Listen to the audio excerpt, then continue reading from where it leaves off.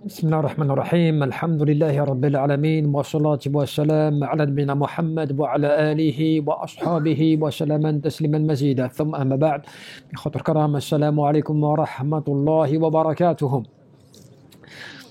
إخوة الكرام في صحيح مسلم أن النبي صلى الله عليه وسلم قال من أصبح. Une fois donc le prophète sallallahu alayhi wa sallam s'est retrouvé en fait avec ses compagnons et il leur dit Man asbaha minkum al-yawm sa'ima.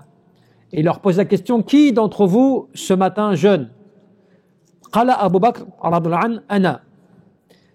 Qala faman tabi'a minkum al-yawm janazah. Qui d'entre vous aujourd'hui a suivi un convoi funéraire? Qala Abu Bakr radhiyallahu anhu ana.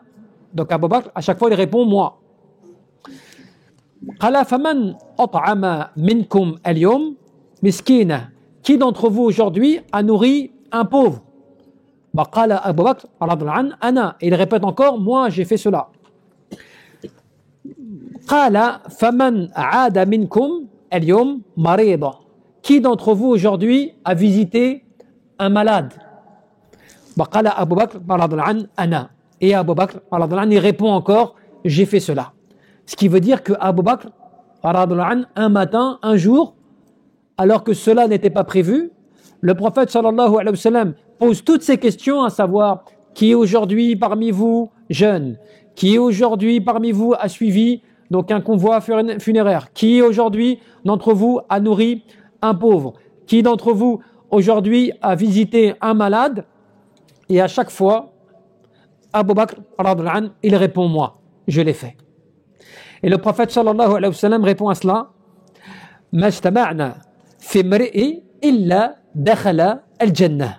Il n'y a pas une personne qui réunit ces choses-là sans que cela lui permette d'entrer au paradis. Donc c'est un hadith qui est adim, puisque déjà il nous informe la récompense de celui qui arrive à réaliser ces actes-là en réunissant ces actes-là, à savoir le fait, comme on l'a dit, un jour de jeûne, et en ce jour de jeûne, de suivre un convoi funéraire, et en plus de cela, donc, de nourrir un pauvre, et ensuite de visiter un malade, et ainsi de suite, sans que cela soit pour lui des causes lui permettant d'accéder au paradis. On voit que les ulama, qu'est-ce qu'ils nous disent? Min ma'ali al-tawjih wal-tarbiyah an-nabawiyya annahu yaltafitu al-uqul. Le prophète sallallahu alayhi wa sallam, il avait une méthodologie aussi. Il avait une façon de faire avec ses compagnons souvent. Qu'était-elle? Eh bien, lorsqu'il voulait transmettre une information ou qu'il voulait éduquer, et c'était la façon éducative prophétique qu'il avait, à savoir que, eh bien, il posait des questions afin que la réponse qu'il va donner va être encore plus claire, puisque les personnes seront attentionnées. Donc leur esprit sera saisi, c'est-à-dire qu'en fait qu'il vient attirer leur attention pour pouvoir ensuite après leur donner la réponse qui convient. Cela c'est une méthodologie aussi. Quand des fois tu veux justement transmettre une parole, tu veux transmettre une information à quelqu'un, eh bien avant de lui transmettre l'information, tu vas d'abord attirer son attention en lui disant, sais-tu par exemple, quelle est la récompense de ceci? Toi, tu n'attends pas forcément une réponse claire de sa part, mais qu'est-ce que tu as fait? Tu as attiré son attention afin que tu puisses ensuite après lui donner la réponse. Cela fonctionne très bien aussi pour lorsque tu as les enfants, les choses comme cela, pour pouvoir leur donner un certain intérêt à la réponse que tu veux, afin qu'ils ne soient pas détournés un peu de la réponse ou qu'ils soient un petit peu inattentionnés par rapport à la réponse. وهدف كذلك والنبي صلى الله عليه وسلم يعني مغزى وهدف يعرف بعد توضيح النبي صلى الله عليه وسلم وتجلباته بالمراده من السؤال. Parce que le but, c'est que le professeur veut transmettre, il veut que les personnes comprennent bien l'objectif en fait qui a été transmis à travers cela.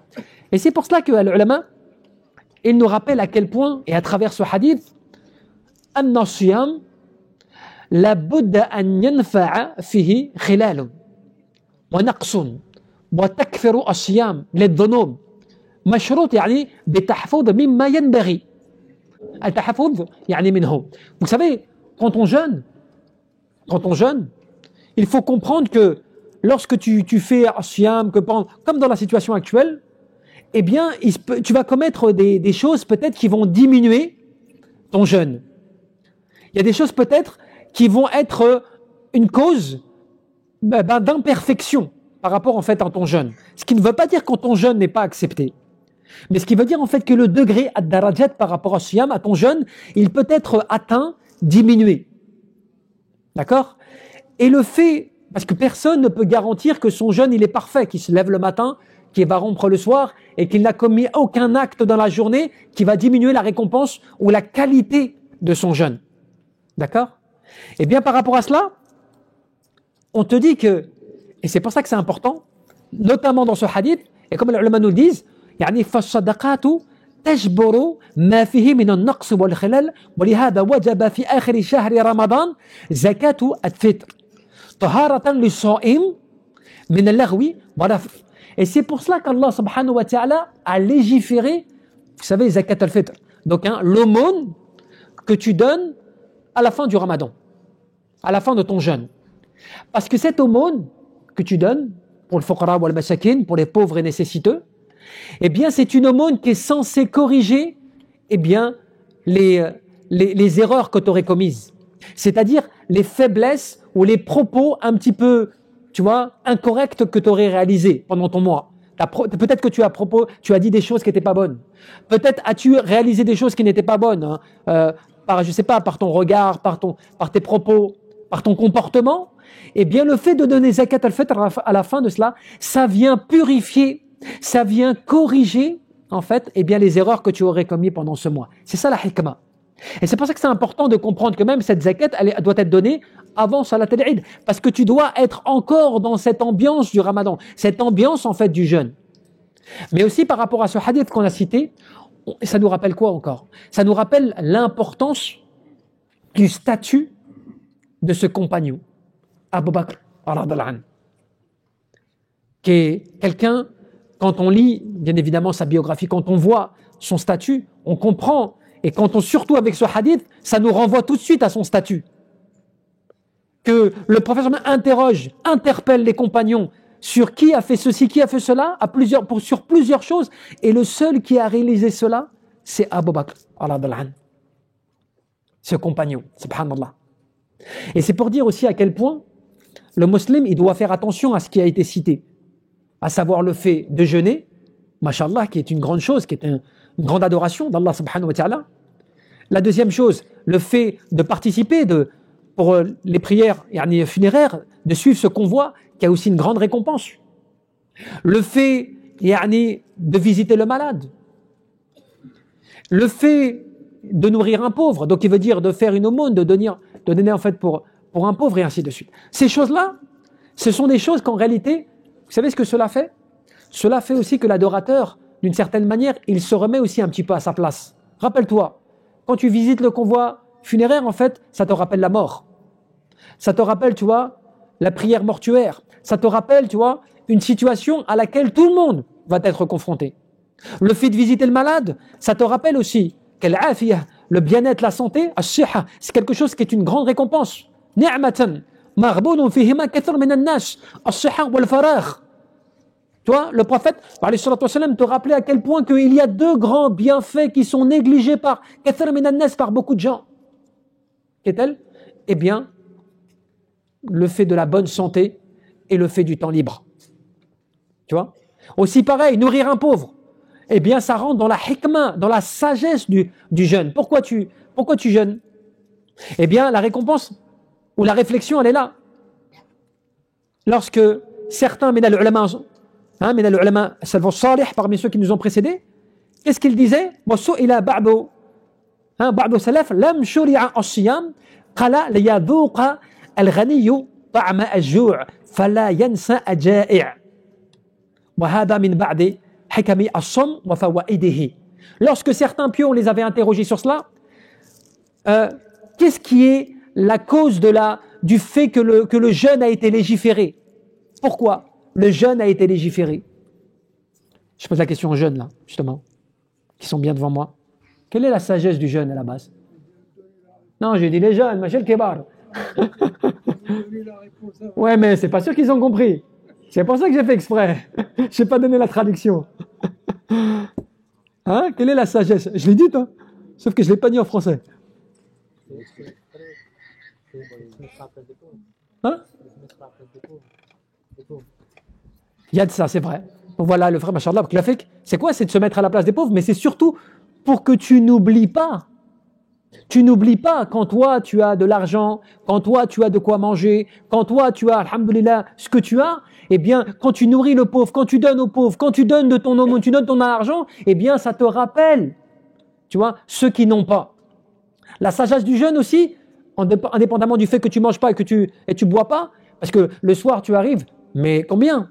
C'est vrai ou pas? Combien au moment, hein, du ftor, tu oublies. Tu manges avec appétit, voire même des fois, il se peut que si tu arrives et que ta maman n'a pas fait ce que tu voulais, ce que tu n'as pas aimé, tu vas t'énerver, tu vas dire mais c'est pas ce que j'aime, moi j'ai faim, je voudrais pas manger cela et tout. Tu vois, tu t'emportes.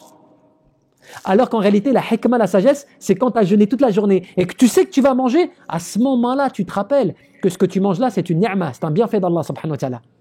Qu'il y a des gens, au moment du ftor, ils n'ont pas de quoi manger, ils n'ont pas de quoi rompre leur jeûne. Donc c'est une grande sagesse. Et c'est pour cela que Abdullah ibn Amar, le fils de Omar ibn Khattab, n'est-ce pas?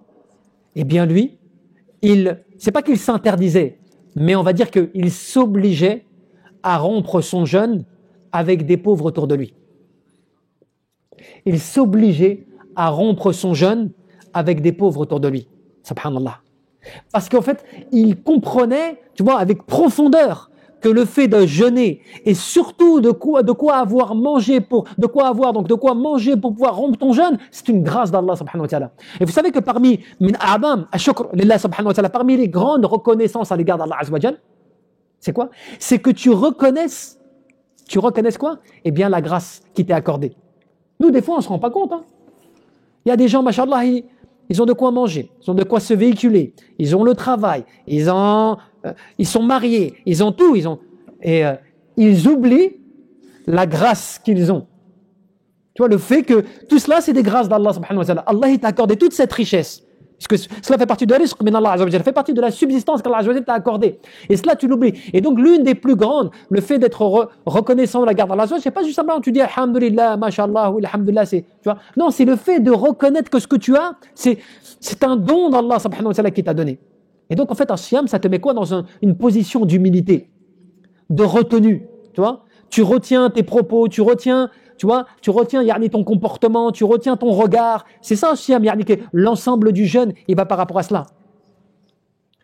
Et c'est pour cela, ibadallah, que c'est important de comprendre ce hadith qu'on a cité précédemment, pour qu'on se remette un petit peu en cause quant au fait, eh bien, de tous ces points-là, à savoir, tu vois, rappelle-toi, regarde ces points-là, rappelle-toi la mort, rappelle-toi la visite du malade, rappelle-toi le pauvre, rappelle-toi le fait de jeûner, tu vois. Toutes ces quatre choses-là qui sont des choses, des récompenses, dont quand tu réfléchis, tu te rends compte que, eh bien, celui qui arrive à les réaliser, alors que c'est pas autre chose, on t'a pas dit prier toute la nuit, tu vois, avoir lu le Coran en une semaine, des choses comme cela et tout. Non, c'est ces quatre choses que tu réalises dans la journée, eh bien, elles font partie des choses qui te permettent l'accès au paradis, subhanallah.